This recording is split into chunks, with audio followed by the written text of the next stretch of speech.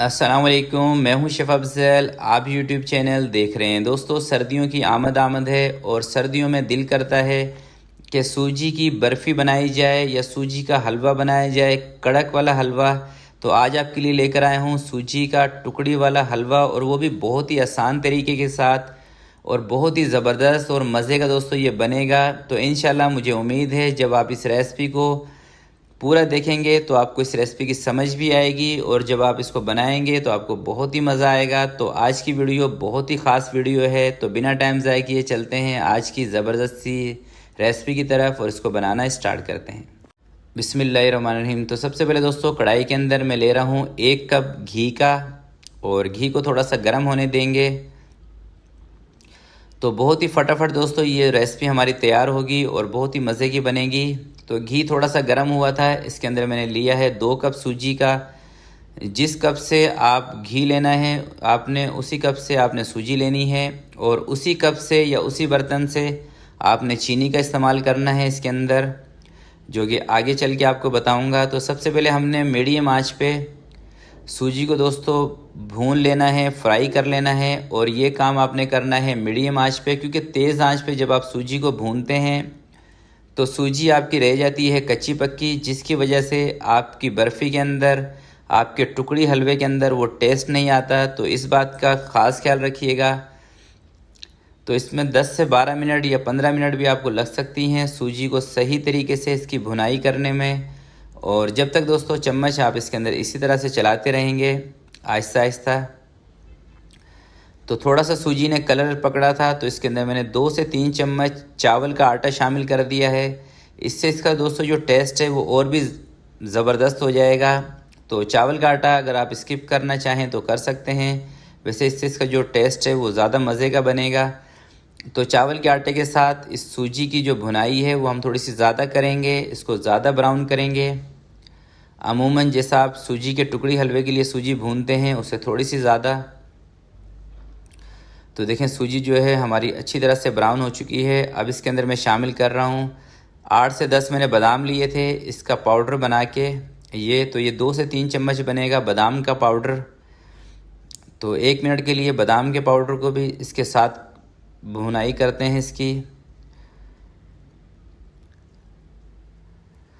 तो बादाम का पाउडर दोस्तों इसमें ऐड करने के बाद 1 मिनट इसकी मैंने भुनाई की थी। अब 1 कप इसके अंदर लेंगे शुगर का, और एक कप इसके अंदर शामिल करेंगे दोस्तों दूध का। आप डब्बे वाला ले लें, फ्रेश मिल्क ले लें, जो भी आपका दिल करता है आप ले सकते हैं। और आधा कप दूध इसके अंदर आगे चल के मैं शामिल करूँगा। पहले इसी दूध के साथ इसको पकाते हैं ताकि दूध का जो फ्लेवर है वो अच्छी तरह से इसके अंदर आए। और इसके अंदर दोस्तों हमें खोए का फ्लेवर भी आएगा जब हम इसको दूध के साथ पकाएंगे तो। और दूसरी बात, जब दोस्तों आपने दूध इसमें शामिल करना है तो इसका जो फ्लेम है उसको थोड़ा सा और कम कर देना है, और हल्की हल्की आंच पे ही इसको दूध के साथ पकाना है। और साथ ही मैं थोड़ी सी इसमें इलायची भी शामिल कर रहा हूँ, जो कि ऑप्शनल है। आप चाहें तो इस इलायची को स्किप करना चाहें तो कर सकते हैं।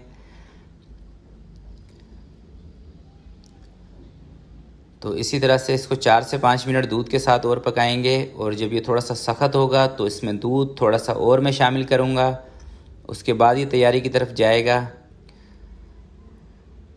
तो अभी थोड़ा सख्त हुआ था, तो आधा कप दूध का दोस्तों इसके अंदर मैंने और शामिल कर दिया है। कुल मिला के इस रेसिपी के अंदर 1.5 कप दूध का चला गया है।